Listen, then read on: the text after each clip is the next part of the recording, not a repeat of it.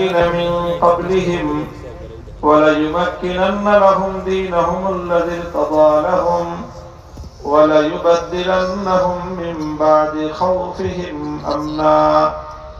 وقال رسول الله صلى الله عليه وسلم: إن بني إسرائيل كانت تسوسهم الأنبياء كلما هلك نبي خلفه آخر ولا نبي بعدي وسيكون خلفاء فيكثرون.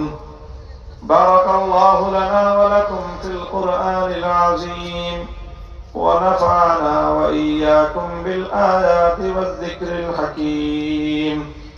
اللهم صل على محمد وعلى آل محمد كما صليت على إبراهيم وعلى آل إبراهيم إنك حميد مجيد.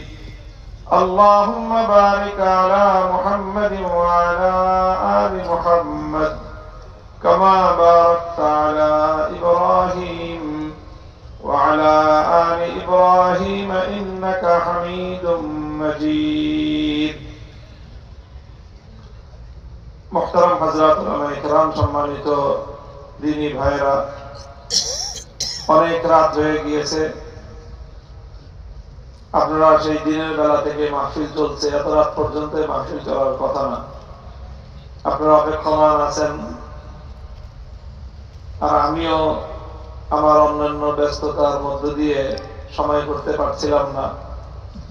যাই হোক, এরপরে আল্লাহ পাক রব্বুল আলামিনের অশেষ মেহেরবানি যে শেষ মুহূর্তে এসে হলেও আপনাদের সাথে আল্লাহ পাক রব্বুল আলামিন আমাকে মিলিত হওয়ার তৌফিক দান করেছেন, আলহামদুলিল্লাহ।